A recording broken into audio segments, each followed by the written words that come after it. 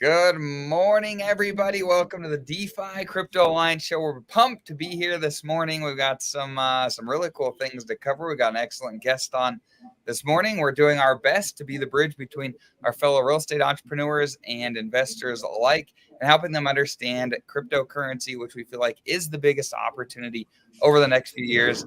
So once again, welcome. We're pumped to have you guys on. Corey, take it away. Absolutely. Corey Geary here, and I'm just truly blessed and honored to be on this wonderful journey where we are using cryptocurrency as a wealth creation tool and using real estate as a wealth preservation tool and bringing all our friends and family along for this amazing ride. And man, what a ride it's been with this bloody bear market. Nobody expected for our ecosystem to kind of like do what it did in the last couple of weeks. And I want to be the first to personally thank Mr. Dylan and Buck and all the other builders in the Pulsechain ecosystem, because you guys literally just saved Pulsechain. And I believe that down to the core of my being. The reason why we are pumping today, and I was just telling Dane this backstage, I feel like Pulsechain's pumping, Hex is pumping, and everything else is pumping because Phiat launched. And it instilled confidence in the ecosystem. It instilled confidence in the community that we are not a dead chain. We have stuff coming out. We have stuff that's alive. And an Aave fork is freaking massive. So, Dylan, thank you very much. And I appreciate you coming on the show today. This is going to be a fun one. Yes. Tip of the hat to the devs, right? They launched right. They launched the other day. And man, it is cheap to use, it's fast, and there is plenty of liquidity now, and it's great. Reminds me literally, guys. Okay, I've been playing with this app on testnet for on V2B for like a year, right? It's just like testnet. It's great. It's awesome, and there is plenty of things for you guys to do with this stuff. And yeah, I totally agree. This DeFi stuff, I've been saying it for months now. The thing that makes this chain valuable is all the stuff you can do with it. Okay. Yes. If all you can do is buy, send, and receive, I mean, why don't we just go back to Bitcoin? The whole point of this chain is to have cool stuff. The DeFi. Okay. The on-chain exchange, the borrowing and lending, the collateralization and making of stable coins, the stable swap pools, right? Having stable coins, all of that stuff. This is extremely valuable. This is what makes the chain valuable. People that have lots of money, they notice these things, okay? And then when there is real economic energy in these DeFi protocols, they come and play. That's just what happens, right? Like one of the best cases that we have of this is Arbitrum, right? Nobody used Arbitrum until GMX launched, and then it made Arbitrum, right? Everybody started using it. So I don't even think I knew what Arbitrum was until GMX kind of shone the spotlight on it, right? I didn't know what that. I was like, huh? What is this? And then it's only because of GMX. I was like, oh, okay. Yeah, it's just that's just how it works, man. Like Arthur Hayes wouldn't have been on Arbitrum unless GMX was there, right? And he's extremely wealthy, right? And that's the only reason why he's there. Okay. Cool DeFi. So but yeah, no, I'm excited. And you guys wanted me to show you guys the platform here, right? Yeah, man. If you'd share your screen and then talk a little bit about, I mean, a lot of the people that are going to be watching are, a little bit more in the know. I think they're somewhat familiar with Aave and the importance of some of that stuff, but it'd be nice if you give us just a really high level overview of what you think the importance of the Aave fork here, of Phiat is to Pulsechain, why it's important. Then we'll do a little walk around of how it all works. Teach me how to get wrecked, bro. Yes, I mean, Aave is a really powerful tool. Okay. And especially for Pulsechain now, right? Because we have a bunch of different stuff that we can borrow. Basically, it's like a DeFi bank. Okay, I'll give you a high level rundown. Just kind of a quick thing here. But basically, Aave or Phiat is your DeFi bank for Pulsechain, right? You can be a depositor, so that means you can deposit your assets to allow other people to borrow them, right? And then they can go speculate and do whatever they need. Okay, they're going to pay an APY on borrowing your coins. Okay, and you're going to get half of them as a depositor in an APY, right? It's going to be the net interest margin. Okay, and then the other half is going to the stakers of the fiat token, right? So what does that mean? That means you can be like you are at any other bank, right? You can be a depositor, which then the bank, lends out to people that make mortgages, right? So you can be a speculator, you can be the guy with the mortgage, okay? Or you can be the bank, right? So you can get the cash flows that are associated with people taking out those mortgages, right? On a pretty low level, right? And that's pretty powerful. And it's all trustless, okay? This is what is it? An IP FS front end, right? So it is immutable, right? Or not immutable, but it's there. It's not like a central authority can take it down, right? People can spin up their own front ends. It's permissionless, okay? And that's powerful, right? So like for me, as a hexagon that is unemployed, okay, I can't I can't take a loan out on anything, right? No bank is going to lend to me, right? But what I can do is I can go here. I can take a loan out whenever I want, right? And I can pay it back at my leisure. That's pretty cool. I mean, is it not? That's powerful, right? Like, so that's a great innovation that we have for this whole chain. All right, and it adds value to Pulsechain, guys. Like, the people that take out their mortgages on Fiat, they can be the guys that are longing the bottom, right? They can deposit Pulse, borrow a stable coin, and then buy more Pulse. Okay, they can be the people that are shorting because they think it's too frothy. They can be the guys that deposit a stable coin, then they can go and borrow Pulsex and sell the Pulsex for the stable coin, right? And they can make money that way. Okay, and then some of those guys will get blown up both directions, right? So the longs and the shorts, and that'll create volatility, which will create volume, which will bring eyes always. Okay, so yes, this stuff is very powerful, very useful. But yeah, I've got my screen here shared for Dane. There you go. So Cool. this is the fiat front end. You'll see that the market size is 1.5 million, and it's been roughly a day. Yeah, just launched yesterday. I know. Yeah, and there's already loans going out. There's on Hex, there's 55 or $59,000 being borrowed. I don't know if you can hear my Roomba. I'm sorry. It's going on in the background. But anyways, there's $51,000 of DAI, $54,000 of USDC that are being borrowed right now. Right, that's pretty cool. So, but kind of a general overview of the site. You have your market tab. This is what you're going to be greeted with. You can filter through the USD, the native coins. Okay, I kind of went over this in the video that I made the other day, yesterday, but I'll give it to you guys real quick.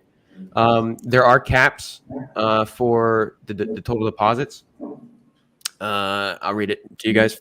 For risk mitigation, we have limited the amount of Pulse that may be deposited to a maximum of 50 billion, and will allow a maximum of 95% of total deposits, or 45 billion Pulse, whichever is lower, to be borrowed in total. We have also limited each individual wallet to range of 50,000 Pulse to 5 billion Pulse for total deposits, and maximum of 4.5 billion Pulse for total borrowing. Through through time, these limits will be adjusted based on market conditions. Okay, so basically, this is in place because these assets aren't extremely liquid, right? We don't have the pleasure of having billions of dollars in liquidity like Ethereum does. Okay, so we need to be mindful that there are people that can send this stuff to zero. Okay, and there are people that can shoot this shit to the moon. Right? It goes both ways. It is extremely volatile, right? So these risk mitigation factors, they kind of deter people that have the ability to do that stuff from actually making any sort of money and then kind of protecting the protocol itself, right? So that's the best we've done to kind of mitigate that risk. Okay. And that also comes with lower LTV for like say Pulsex, right? I think it's only 40% because all of its liquidity is tied to Pulse, and then that's pretty much it, right? So and then you have like wrapped ether, which is I think 80% LTV. So I think that's the most you can get for your dollars at the moment, right? Which is pretty cool. Yeah, so that's the risk mitigation factors and stuff like that. You'll see here the deposit APY. That's what you'll be getting for just being a depositor on the platform, right? So that doesn't mean you're going to get any impermanent loss, right? So if you're a liquidity provider and say you're doing USDC, you can be doing it on PHUX and the stable pool and be relatively safe, right? It's a stable pool. There is risk inherent with that. This may be a little bit safer just because you're a depositor, like at a bank. Now, if there's bad debt, then it is what it is. That's one of the risks. Okay, but like I said, if you're trying to deposit, say, Pulse or Pulsex, and you don't want to be a liquidity provider, you can be a depositor, and you won't incur any impermanent loss, right? But can you give some more commentary? So there's been a lot of chatter about the Curve protocol. I think it was Curve, right? Where the dude from Australia, I think it was one of the founders. He bought the mansion. Yeah, bought. It was like obscene. It was like $60 million. Yeah, Mansion. Yeah, or was it a high-rise apartment or something like that? Oh, it was a mansion. It was a beast of a mansion. Yeah. So basically, Aave doesn't have these restrictions that we have. Okay. And so what happened was this guy deposited a bunch of particular coin, I believe it was CRV, and then borrowed against it more liquidity than exists on the market, right? Which is an issue. Okay. That causes bad debt, right? So that means that it's no longer his problem to pay off his loan. It's the bank's problem to get the money, right? He doesn't give a shit. He already has the money. He already took it. Okay. The bank has to find the money to pay off the loan or to get the collateral back, right? Because if they liquidate this guy, it'll just send the market to zero and they won't get any liquidity out of it, So that's kind of why we've had these risk mitigation factors added for these assets. Okay. So that's one of the big differences in Fiat. There's some more risk mitigation tactics correct. that the team is exactly. Yes. Gotcha. Precisely. Yeah. And we the devs thought about this stuff last year, right? This was in V2 of our testnet on V2B. Okay. This was a year ago. And yeah, it works. It works good. This is the idea we have to kind of make it work for the community, right? It's important that it does. Okay. And so, yeah, as you see, the more people that borrow these assets, the higher that they're going to pay for these loans, right? So the variable APY, maybe stable APY will exist at some point for some of the assets. And that essentially is like a fixed rate mortgage kind of thing. Okay. So you pay a fixed rate and it's going to be higher than the variable rate at the time, depending on market conditions, right? But yeah, so that's kind of the overview of the main page, right? I can go to. So is the deposit APY, is that dynamic then, Dylan? Will it be changing in the future? Yeah, it's based off of market conditions, right? So as more people borrow, the APY for the borrowers is going to go up, right? They're going to pay more. So let's see here. Let me go back to, because obviously a lot of us are holding some Pulsex and there's not much use case for it. Fux has I noticed Fux has a great single-sided kind of almost single-sided staking. Yeah, that's paying over 100% APY now. I was like, whoa. I'm gonna go out on a limb and say there was a perfect opportunity to name that pool Ass with 3 S's, but they totally missed it. Almost single-sided staking, anyway. Yeah, that one was great, man. And now this, This is another place that we're able to have a use case finally for our PulseX until something else is built. So Correct. Yeah, I was thinking about this last night. I used to do this on testnet where when the prices were pretty much stagnant on testnet, what I would do is, since I didn't have any Pulse or PulseX, I would deposit USDC, and then I would borrow Pulse and PulseX, and then I'd go in the liquidity pool over on PulseX and then farm. Okay, and then I would arbitrage the spread, right? And I would sell the Ink token to pay off my loans, and then buy a little bit more USDC to up my collateral, right? And I would do that, and that worked great, especially when the market was relatively low volatility. So that's just one of the easy things that you can do right now. Obviously, you need to consider a lot of stuff when you're doing that. You need to consider your health factor, how much you're borrowing versus your collateral. You need to consider the volatility of the chain. We are at the lows. We could pump here. Okay. If you're using a stable coin, you need to be careful. Okay. But yeah, when you're borrowing against these tokens, the amount of use determines the APY that you're paying. Okay, so more use, more fees. And let me go and borrow some stuff real quick. Let me show you how easy it is to borrow stuff. So I have DAI as collateral. Okay, and I can go borrow. Let's go borrow some Hex because I like Hex. We'll borrow. See how much I can do. Borrow 5,000 Hex, right? I want to pay a 6.7% APY while I have this loan open, right? And when you're putting in those parameters, it looked like there was the bar there that showed your health factor. Is that right? Yeah, right here. It says new health factor. So 2.8%, or I'm sorry, 2.8 is my new health factor, right?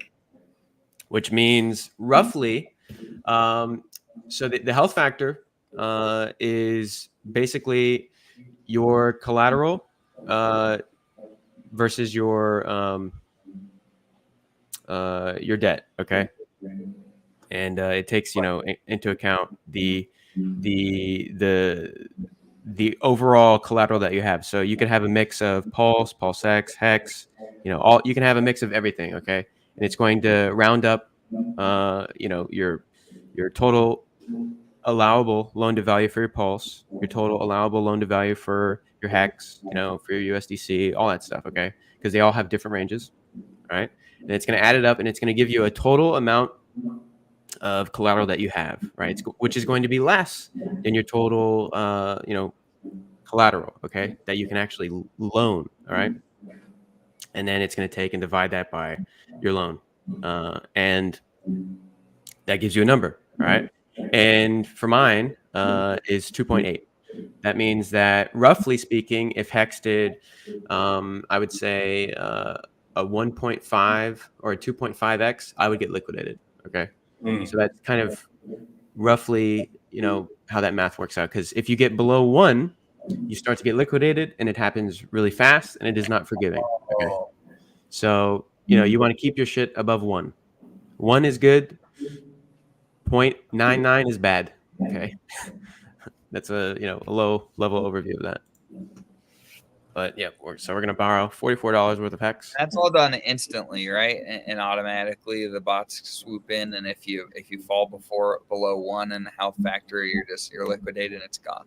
Yeah, so it's not going to do wicks unless the wick is there for a couple minutes, right? So if say the price goes up really fast, like I don't know, in a span of like 3 minutes or something, because one person just fat fingered on the chain real quick, it's going to smooth that out, and it's not going to take into account that wick. It's going to smooth it out, and it's going to get an average of the price and everything. You have it's called a TWAP, all right, time weighted average price. Okay, and then but it is not going to be forgiving. This is Buck's words, right? It is going to be take care of the depositors first. It is not going to take you into account. It's going to make sure that the depositors are made whole. Okay? So those are your real customers. Correct. Yeah. So, just be mindful of that. right? It is fair, right? There was a guy that likes to margin trade. He was doing it on the ETH side, and he was impressed because he's a margin trader on Rollbit, Bybit, all this sort of degen stuff, and there was a couple of wicks on eHex because he was long. He got liquidated, unfortunately, because we all saw what the price did. But there was a couple of wicks that went past his liquidation price, and he didn't get liquidated because they were wicks, right? And but when it did actually, the spot price, fairly go below his price, obviously he got liquidated. But those wicks, he was still good. He could have collateralized up and made sure that his liquidation price was going lower. But anyways, I digress. It's good to know that Fiat is getting some use case over there, at least. Yeah, it really seems that the only thing that's being used over there is people shorting Hex. Yeah. You'll see that like the APY will spike up for some reason, and then it'll go back down. It's really crazy. But yeah. So we just borrowed Hex, and we have a little bit of Pulse. So what can we do with this Hex? Well, we can stake the Hex. Wouldn't that be cool? We can stake the Hex, and because we're paying only 6% here, and I think we make 11% APY if we stake Hex right now, right? If I'm not mistaken. On the short term, you talking about like if you stake it for like 6 months, it's something like that. Yeah. I think if I stake it for like 30 days, I'd make well, for the bigger ones, I'd make maybe 0.9% for that month, and so that comes out to like 13% APY for the year. Depends on your size, but like if I have 5,000 Hex, I think I can stake it and make 10% APY, and then so I can make a little bit of a spread here if I really wanted to. But it's 5,000 Hex. What else can we do? Oh, we can go and short it real quick. Give me a second. I'm gonna make sure that I don't dox myself real quick, so I can. Don't do that. Yeah, so I can go short Hex real quick. Yeah, while you're doing that, there's one of the comments. What about not having access as a U.S. customer? I mean, I think it's safe to assume that there's a lot of clarity that has not been achieved around cryptocurrency and how it's utilized in the United States, and so I think that Fiat, just like a lot of protocols, a lot of DeFi protocols, indicate that you need to be aware of those things that are ongoing and make decisions for yourself and what you may or may not participate in. Is that a fair way to say it, Dylan? That's a great way to say it, sir. I think that summarizes it very nicely. Dylan. All right, let's see here. Okay, this is the right address.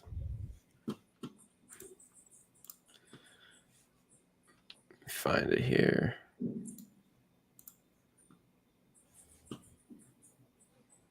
Yeah, take your time. I think that, and I believe I saw a tweet earlier. I was trying to confirm or deny if this was accurate, but I think they were saying that Aave was one of the top 5 protocols in volume on Ethereum, if I'm not mistaken. That's correct, yeah. And Aave doesn't pay their stakers of the Aave token any of those fees, right? So I believe the Aave Foundation takes all that stuff. And I don't know how they do their what they do with their revenue, but I'm pretty sure that the Aave Foundation kind of just absorbs all of those fees, and then along with their depositors, right? So the stakers of the Aave token, they don't get to have the cool revenue share of hard cash like we do, okay? And also their token itself is it's a governance token, and then it is basically a protection against bad debt, right? So if for any reason like this curve thing, right, if it continues to devolve into a really shitty situation for the protocol, and then they have to owe millions of dollars of money to depositors, they're going to have to pull money out of the Aave Foundation to pay off, to pay back their depositors, or they're going to have to sell their Aave token to pay back the depositors, right? So that's basically their use case for the Aave token, right? Where fiat is fixed supply, doesn't inflate. It's literally just either you stake it and you get some rewards for being a staker, or you don't, and you can speculate with it, right?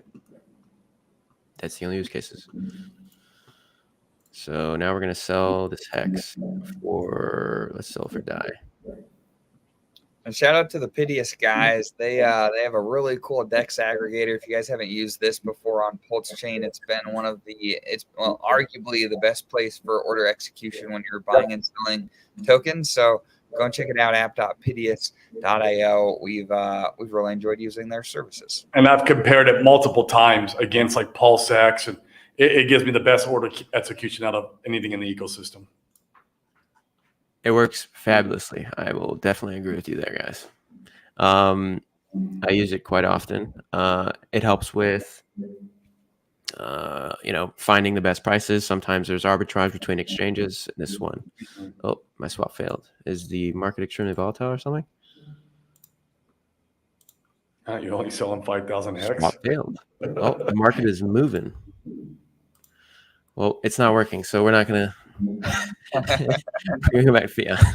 But yeah, and I think I didn't mention this earlier, but when you're staking, 4.23% APY, which is pretty cool, right? And you'll notice that you guys are making some PHUX rewards too.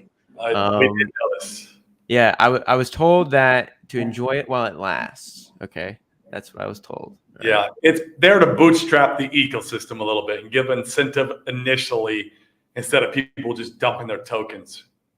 Correct. So, yeah. So enjoy it while it lasts, gentlemen. But yes, I guess. Another airdrop. Walk us through. Yeah. So walk us through. Let's talk about the staking here in depth, and then I'd like to do just a general high-level review of like how to go long or short on a position here in Fiat. So as far as the staking mechanisms go, so you can go ahead and stake your Fiat. You earn the fees from the protocol in all of these different tokens. If I'm not mistaken, I watched your video that you put out. I think it was yesterday, Dylan. Is that correct? You earn in all these tokens that are listed here? That's right. And it is based off of use. So let's say, people are borrowing more Pulse than anything else, you're going to get more Pulse. If people are borrowing more Hex than anything else, you're going to get more Hex. Okay. If people are borrowing a lot of stables, you're going to get a lot of stables. Bitcoin, ETH, same thing. Okay. It's dependent on use, right? So it's real yield. It's based off of economic energy that's being done on the platform, and you're getting half of those fees that are generated. Okay. I think right now, as a staker, you might get more of P-Hex, if I'm not mistaken. Let's see. Out of 0.63% off of 300K. I think you might be making Hex more so than anything else, just because that's one of the higher deposits, and then that's the higher fee that's being paid. So you guys are making more Hex than anything right now, right? And then pretty respectable amount of stables will be coming, right? Once it grows, okay. Right. These APYs are low on low deposits at the moment, right? But there is some pretty healthy lending going on, which is pretty impressive, actually. It is impressive. Yeah, we'll look back at this 6 months from now, and all the dynamics will be different. Yeah, like I hope we get to test that numbers where it's like, $300 billion is like deposit. My God, that was insane. It was wild, right? But anyways, so when you do stake your tokens, it's really straightforward. There's no sort of boost or longer pays better. There's no, any sort of, game theory in that sense. It is very linear. It is very straightforward. Either you stake your tokens and you get a share of the revenue, or you do not. Okay. If you do not stake your tokens, your percent of the revenue share is just going to the treasury. It's not going to you anymore. Okay. So you stake it, you get your share, or you don't stake it and it goes to the treasury. Pretty cool. Now, there is a 14-day unlocking period. So that means when you go to initiate and unstake,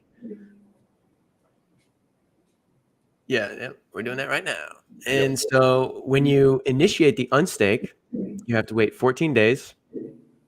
And then you have a 7-day window to actually unstake your tokens. So it's kind of like, it's, I guess it's kind of like a weird opposite of what Hex is, right? So on Hex, when you're at the end stake day, you have 2-week window to actually unstake, right? Whereas with Fiat, you have 14 days that you have to wait before your tokens become unlocked, right? And then you have a 7-day window to actually unlock them. Now, during this period, you will be earning fees the entire time until you actually unlock your tokens in that 7-day window. Okay. If you do not, nothing bad happens to you. It just acts like nothing ever happened. And then they just go back to being staked like normal. Okay. And then you can initiate the unstake transaction again, right? You can do it to your heart's content. All right. You know what? You can even, if you're really dedicated, right? You could split your stakes up into different wallets and you can do unstakes, every Monday, every Wednesday, every Friday, right? For 3 different accounts or whatever, right? And then you can just go and, I don't want to unstake here today. So, I'm waiting, right? So like every week you basically have like a staking ladder, right? You could do that if you wanted to, you don't have to unstake everything. You don't have to stake everything. You can pull out in increments, so you can pull out in little chunks. Doesn't matter. But that's basically the staking. It's very straightforward, very simple. You can stake everything. You can unstake everything. You can stake little chunks. You can unstake little chunks. You just have to wait 14 days.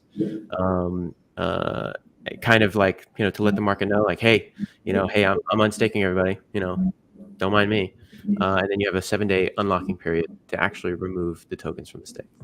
Did Aave have this feature with their token where you could stake it and make revenue? No, Aave did not have a revenue share feature. No, Okay. there was this other protocol that did, but their chain, the bridge broke, and it's no longer exists anymore. Okay, it went to zero. Their chain got fucked. But yes, so this is, I think, a unique feature in that regard. It's hard cash. Like I've said this a couple times now. It's hard cash. It's not inflationary Ponzi tokens, right? It's cash, right? You get your assets that people are using on the platform. So pretty sweet. And talk a little bit more. So I want to make sure I'm understanding the treasury and how the money is paid out. So right now it says that the stake percentage of tokens is about 35%. So 35% of the people have their tokens staked. Does that mean that 35% of the yield that's being paid out? I mean, that's being paid out to the stakers, and then the other 65% is being paid to the treasury to do whatever they see best to do with. Is that accurate? Yeah. So the revenue share is 50% to the depositors, right? And then the other 50% is to the stakers, right? And then so the treasury has an allocation, so that cannot be staked, or that they can stake or they don't have to stake. It doesn't matter, okay? Sure. Because they get it either way, right? And then you have the users. They get the other share of that, right? So theoretically, let's say you owned 1% of the supply of fiat, right? And you get 1% of that 50% of the revenue share, right? So, you can do the math on your own time, right? But essentially, yes, either you're staked or you're not. And if you're not staked, the money goes to the treasury. Sure. That makes sense. Cool. Well, I think we nailed that down, Shaka Vibes. We appreciate the $5 tip. If you needed more clarification, just go ahead and put it in the comments. I think Dylan did a great job of that. Yeah, we appreciate it. Of course. But, yeah, so go ahead and show us now. I know there's been a lot of talk of some people wanting to go long or short. Yeah, go ahead and give us a quick breakdown of what that looks like and how one could do that if they want. Everybody wants a short Pulsechain. All right, so let's walk through how to short Pulsechain, okay? For the memes, all right? There's no hate here, okay? I don't need Westcott, It's coming for you, man. Making a fucking diss track or anything. Okay, guys, like maybe he'll figure out that it's actually really good if people short his stuff. Just say. It is good.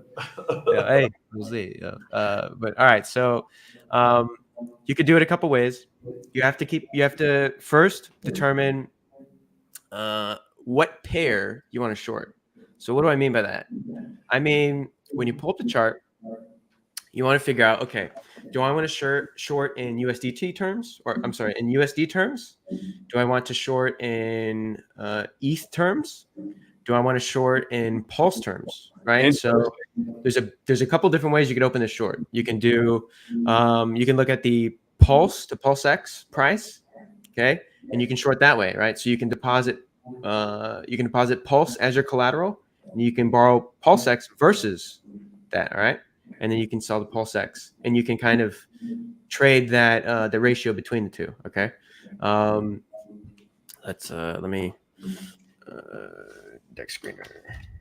Let me show you guys what I mean, okay? So essentially, there's a price between Pulse and PulseX, right? We all know the ratio, okay? I don't have the shit on this browser, but rip PulseX. Do this one, and you'll see here if it loads. The worst times of technology to go belly up is always during the streams, man. It's terrible. It isn't working. Deck screen is not working. Oh, failed to load chart settings. Okay, that's fine. We don't need the chart settings. Okay, so let's say you wanted to short with Pulse, right? So if you wanted to use Pulse as your collateral. And you would need to in this instance, right? If you wanted to short the Pulse versus PulseX ratio, you would need to deposit the Pulse.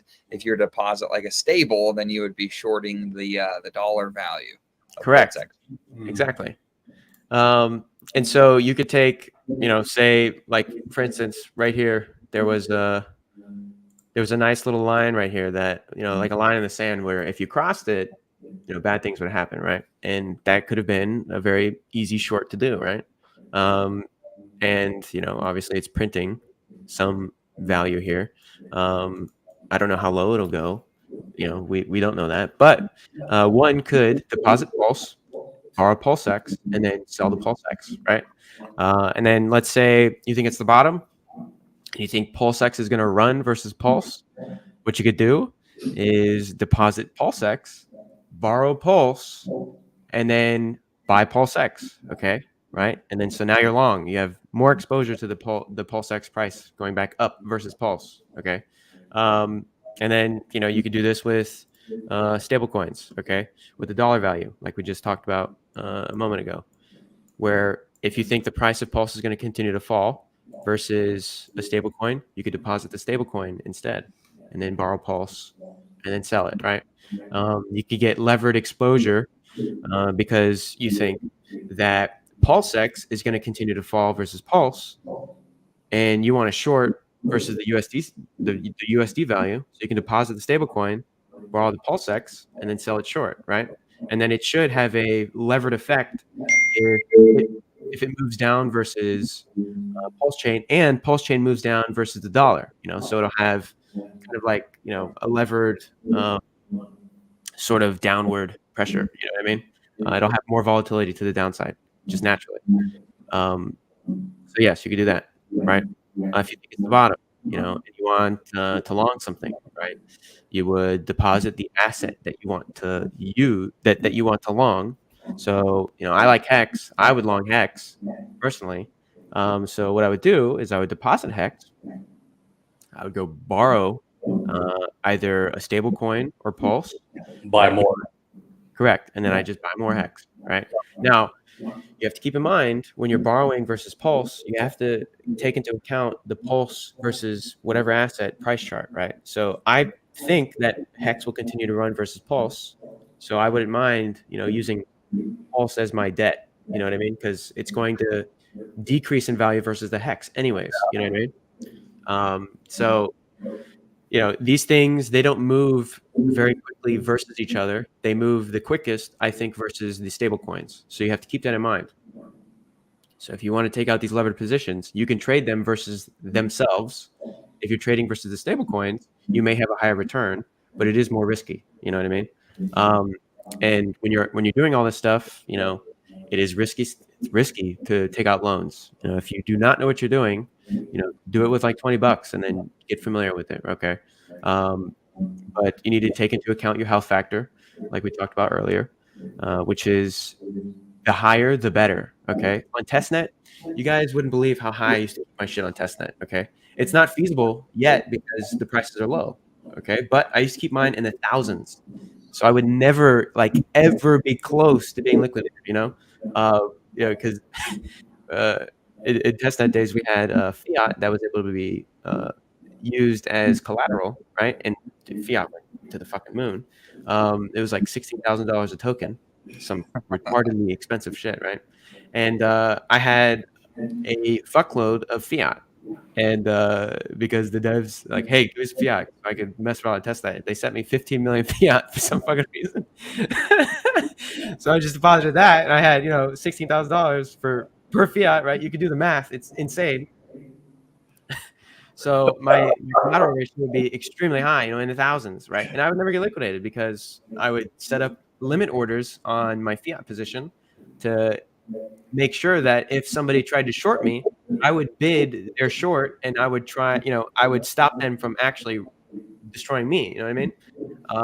But anyways, In fact, that brings up a really interesting idea. Once Tetra launches, you could implement some interesting things with Tetra to automate a lot of the buying and selling against your levered positions to be able to keep yourself safer too. Correct. Yeah. So yeah, when you're playing with big money, you gotta be really mindful that there are other people that will try and fuck you. Okay, just that's. I mean, let's be honest here. And when I was on testnet and people when I went levered, there was some guy that would pay attention to what I did, and he would always try to fuck me. Okay, and so I would literally just set up bids and make sure that if he tried to fuck me, my bids would wreck him. And because the way the limit orders worked on PulseX is once the price went down to a certain level, it would then activate the bid. So it would move past my bid, and then it would market buy, and then it would shoot right back up, and it would go above my initial bid, right? So essentially, he would short, and then he'd see the price go down, okay, and then my bid would come in, and it'd shoot way back up to above where he was actually shorting. You know what I mean? And so I used to do that to cover my ass. And yes, people, there's going to be games. These whales, they're going to play games. I'm going to play games, okay? But yes, when you're shorting these things and you're longing, it is very fun. It's really cheap on Pulse now. It's pretty fast. But yes, on a high level overview, you need to figure out what pair you're actually shorting. Are you shorting the USD pair of this token? Are you shorting the Pulse pair? Are you shorting the PulseX pair? Are you shorting the ETH pair? The BTC pair? I don't know what you're doing, but you need to figure it out, and then you can place your shorts, right? You need to be mindful of your collateral. Also, when you're longing, you need to be mindful of the debt that you're taking, right? If the debt starts to go up in price versus your collateral, but your long is printing, well, you're going to get liquidated anyways because your debt's going up in price. I think if personally, so give an example of that. Like give a pair. Give an example of what that could look like. Yeah. So let's say you were long Pulse, right, and you used Hex as your debt position, right? You were borrowing Hex to sell it for Pulse to long Pulse, right? Well, if Hex goes up in price versus Pulse, your debt is going to be worth more than your collateral, and you're going to get liquidated, even though the prices are moving up in USD terms. Okay, so you have to keep that in mind. You have to make sure that you're using the right chart, right? Because you're no longer using the USD chart; you're using the Pulse versus Hex chart. You know what I mean? You gotta be mindful of that. If, for instance, you're using ETH to as your debt, versus Pulse, right? And we're in the bull market, everything's hunky dory, we're all going up in price, but we're lagging behind ETH a little bit, and ETH is outperforming Pulse. Well, then you're going to get liquidated, even though the price is moving up. You know what I mean? And then inversely true for Pulse versus ETH, right? So Pulse is running way hard versus ETH, but you're long ETH with Pulse, you're going to get fucked. You're going to get liquidated, you know? So it can get complex, but you can do, you know, you can be tried and true with one coin, and you can have fun doing that one, right? You can, you know, take out your mortgage in that coin. I don't know. It's all up to you guys, right? This is a free, open thing. There's no real set rules for you here. It's for you to explore and experiment and, you know, have a blast, right? So I myself probably won't long or short until I have a certainty of something. What I would like to do is arbitrage. I love arbitrage. It is the easiest way to make money. Arbitrage is so beautiful. I love it. And the things I can do with arbitrage is, you know, I think that there's, for instance, I mean, let's say I don't have any Pulsex, right? But I have Pulse. And I want to provide liquidity, but I don't want to buy Pulsex. I can just borrow some Pulsex, and then I can go provide liquidity, right? I think I talked about this earlier. And you know, we go to Pulsex site, and it's 70% APY for providing liquidity versus. I don't think it was that high for Pulse and Pulsex. I think it was lower, but anyways, you can make money off of that, right? There's an arbitrage here. You're only getting 1% APY for Pulse, or you know, you're only paying 2% APY for borrowing Pulsex, right? And I think it's like 20% APY to provide liquidity with Pulsex or something, right? So you can sell that ink token, and then you can pay off your loans, right? Or I don't think you should do this because I don't want you to dump PHUX, but you could borrow Pulsex and you can put it in a single-sided staking pool, okay? And then, like, you know, Corey was talking about it earlier. I don't know if it was on the call or not, but the AS pool, right, almost single-sided staking, is printing like 100% APY right now. There is a clear arbitrage there, gentlemen. Let's be honest, okay? A very juicy arbitrage at that too. Yeah, that's yeah. So, however, you know, it's a detriment to my own bags, right? I don't want you to dump the PHUX to pay off your loan. You know, you could essentially borrow this Pulsex, go put it in a single-sided staking pool, and you can get a lot of exposure to PHUX, right? You can do this with Pulse because they kind of move in tandem, and it's a little bit safer than using USDC for you know, volatility. Okay, there's one right there, guys. Like, that's, you can go look for all this stuff. Okay, I'm not gonna give you all the nuggets, but you can go look for this stuff. It exists. The easiest way, I think, to arbitrage is definitely liquidity providing. You know, go on PHUX, compare numbers, go to Pulsex, go look at the 6 farms that we have, and you know, compare the numbers, right? Go have fun arbitraging. You're going to, if you're a fiat holder, what you're going to do is you're going to increase the value of your bag because you're increasing the revenue generated for the platform.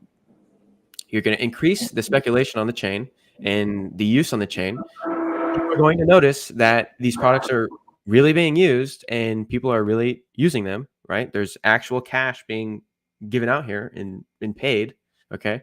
And that's going to give eyes to the chain.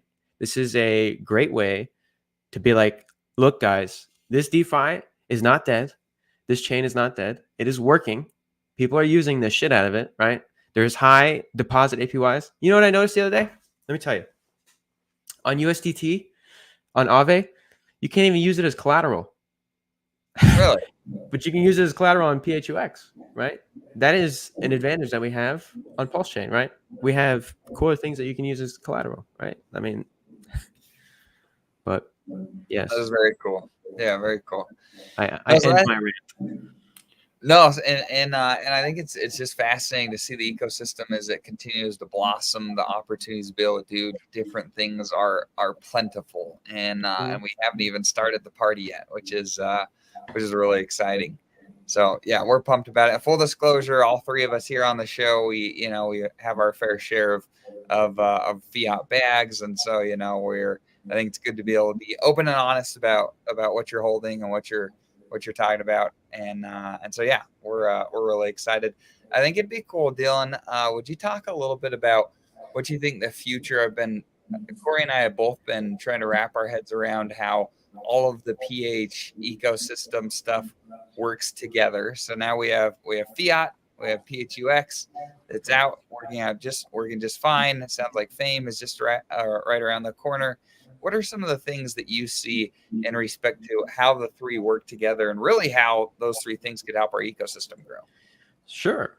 Well, on a pretty simple level, with Aave and Balancer, they are very synergistic. Okay, and we have the unique advantage on Pulsechain where the people that built PHUX and Phiat are the same people. Okay, and so there's no trust that needs to be there, right? With Balancer and Aave, they had to trust each other, and they had to oh, you're not gonna fuck me, I'm not gonna fuck you. We're gonna have great love together. Okay, we're gonna be very consensual about this, right? Whereas on our chain, we can do it immediately, right? And there's a simple example that I was bringing up to Buck the other day, last night actually, where when you have a deposit on the chain, you can send that collateral around, right? So you can deposit your DAI, and then you get a token in your wallet called PH DAI, okay, or PH, DAI from Ethereum, okay, and you can take that, you can trade it, right? Currently, there's no liquidity for it yet, but it is worth something. It is worth $1, right? Because you can take that, you can send it to yourself as collateral. Like for instance, let's say you're in a long position, okay, or you're in a short position and you're starting to get fucked, right? The market is moving against your position. You need collateral, okay? You can send yourself some DAI from a different address. You can up your collateral level, go back to a safe level or whatever, your health factor, and you can have arbitrage bots going into the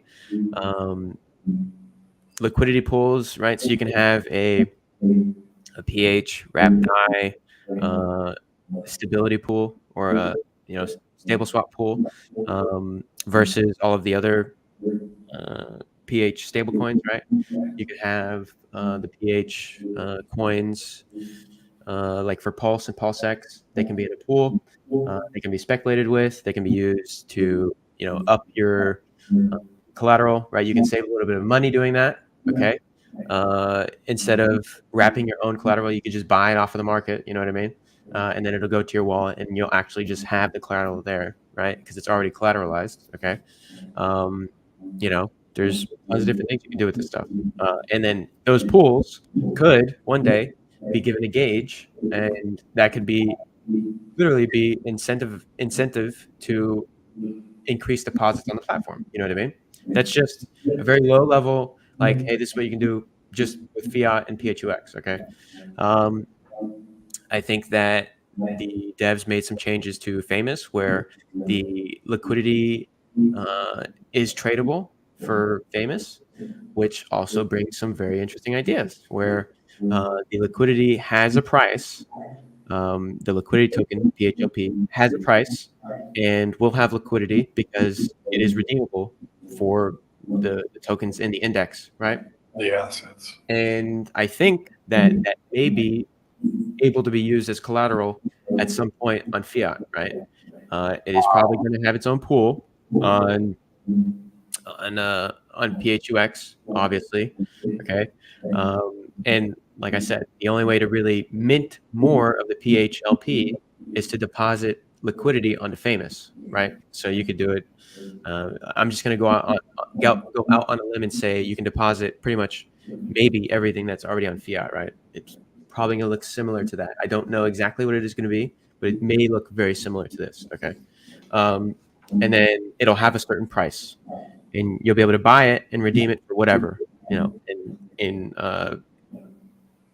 in proportion, So you can kind of start to imagine the things you can do with that if you're depositing all your collateral on Famous and you are able to borrow against it on fiat. You can start to imagine, okay, well, what could I do with that? All right, well, yeah, I can do this, I can do that. Well, I could do a lot of stuff with that. Wow, that's pretty powerful.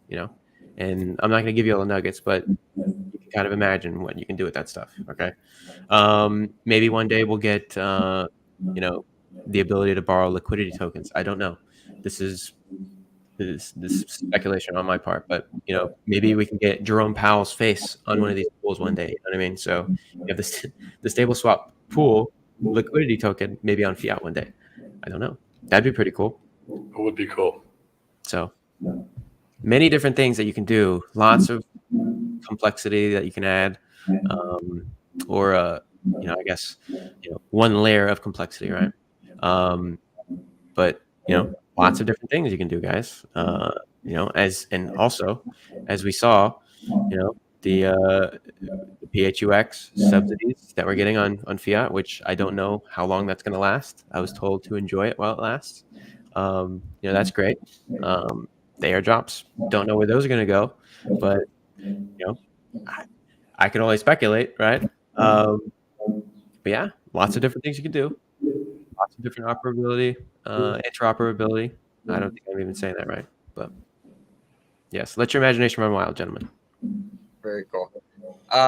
This is a good question. How many fiat tokens in total? I think isn't there about 55? Is it 55 million? 55 billion? There you go. It's right there. Total supply. There it is. 55,555,000. Perfect. And is Motley joking, or are you going to do a live AMA coming soon? Well, I think we're going to have a Twitter space. The other maybe next week when Buck gets back. He's on vacation, right? He is on vacation. He is, yes. He's yep. He's on vacation. Yep, that's right. And he's just in a place where the service isn't great right now, so he can't be on streams with us at the moment. But when he gets back, we'll do some Twitter spaces and we'll do some streams. Awesome. Well, this has been good. I think we've nailed down all the questions. I think we've answered all the ones that I personally had. Is there anything else you guys want to cover before we wrap up today? I'm good. I mean, you definitely kind of unpeeled the complexity of what fiat can be, and also the simplicity too. I mean, it's a protocol for people who are really more sophisticated in general. Be careful, but at the same time, you can make a crap ton of money, like you said, especially in the arbitrage opportunities that are out there. And that's where I will be looking for my own self.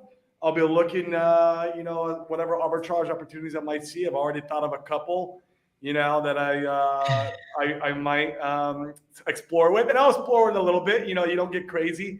You don't go out there and start doing tens of thousands of dollars worth of this. But if you get comfortable and you learn this tool while we're in a very lower liquidity market, prices are all-time lows. Imagine what you could do in the bull run. I mean, you just get when liquidity is flush. Mm-hmm. Yeah, and just play around, with, like you said, $20 here, $100 here, maybe a few hundred here. Get used to it and make some money with it. And man, you can be extremely deadly with a tool like this come bull market. I really feel that way. But yeah, this has been a blast, man. Thank you so much. And once again, like I said, man, I thank you and Buck and all the other builders. It is you guys who saved Pulsechain. That is no BS, man. Thank you, sir. And I'll comment further on what you're saying about the $40 and $50 and stuff to kind of speculate and to get used to this protocol, right? I had the A student, doing my lots of homework on testnet, so I didn't have to risk anything, right? I just had testnet coins, guys. I told you guys to go on here and start using this shit. Get used to it. But now you guys get to try it, right? Couple dollars here and there. What's great is you can even do like $5, right? The fees are that low. Right. That is mind blowing. Okay. You can literally do it with $5. please don't do that, Jeets. I don't need. So please, I got liquidated my $5. Please help me. I don't need that shit, guys. But you could, okay. But yeah, go use it. Have fun. Try some arbitrage. Think of cool things that you can do. Try with a couple dollars. If it works, add a little bit more. If it works again, ramp it up, right? But when the liquidity gets really flush in the entire chain, because we're still subservient to a pulse chain, it is the layer one. When the liquidity gets flush, and you're starting to see millions of dollars being borrowed, and millions of dollars of fees being made, and all of this stuff, that's going to be when you really start to see this powerful tool shine, right? Yes. And I personally can't wait to take out a loan. And the Fiat token really shine, not financial advice. Yeah, I mean, I'm not gonna speculate on the Fiat token. I like it. I hold it. Yeah, I'm a holder too. I will just enjoy my fees, gentlemen. I'll sit at the table and just, yep, I'll take that. Yep. Yeah. When they start selling Fiat flags, I might even put one up. There you go. Yeah. But yes, Hey, John, and real quick before you take off, will you just explain the difference between these couple of tokens that are listed here? Yeah, so I forgot to mention that. The rewards, they do say PH hex, which essentially is that's your collateral. So it's automatically collateral. Once you claim those tokens, it is your collateral. The PHLPs it's the liquidity. Basically, it's like an index on GMX or on Famous for us, right? And it's pretty much like a liquidity pool that you can deposit. You can either deposit like a range of different assets, or you can deposit one. It doesn't matter. So you can deposit only stable coins, right? Or you can deposit only hex, okay?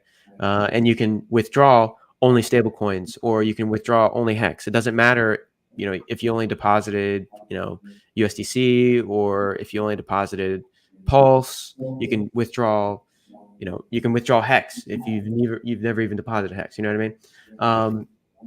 And no, the PH hex is literally a token of receipt of your deposits. Okay. So the PH hex is just hex. It's just collateral. That's all it is. So basically, as a like the brass tacks, there is a pool of hex tokens that are able to be borrowed, and then for that pool, you have a token of receipt that basically says, I am a depositor for this PHEX. Okay, I am a depositor for this Pulse, and it is in the form of PH Pulse, PH PLSX, PH DAI, PH USDC, whatever it is. It's just a token of receipt. You can use those tokens to put them in liquidity pools. You can use them to send them to your friends. You can send them to other accounts you may have. You can bolster up your collateral just by sending that collateral around. You can buy it off the market and send it to you can buy it off the market so you have it in your possession, so you can up your collateral level without having to deposit. You know what I mean? You can just buy the deposit slip off of somebody else, and you can transfer collateral that way. That's basically what the PH, PH tokens, PH, wrap die, PH hex, PH Pulsechain. That's all it is. It's just your deposits. It's a tradable token, which is pretty cool. And so literally it is the same thing as Pulse and Pulsechain. It is just a token of receipt. So I hope that helps. Cool. That was great. But yeah, once again, we appreciate you being on, Dylan. We appreciate you guys tuning in that are on the show today. Make sure to smash the like, subscribe, all that stuff. We're here to pump everyone's bag. And Dylan, you have a YouTube channel as well. Can you would you punch that into the comments? You had some good Shill it, bro. Shill it. Yeah, hold on. Let me find the link. Hold on, give me a second. Yeah, grab the link and throw it in. Let me see here. I gotta go to PHUX, type YouTube, exclamation point, and then copy this here. Man. The Feducation? Yeah. Is that what? PH Education. Let's see if I can send it in. PH Education. Yep. I think I sent it on the YouTube thing. Yeah. So enjoy, gentlemen. Perfect. So once again, thanks for being on, Dylan. We appreciate you guys. With that, have a great day, and we'll talk to you guys later. See you guys.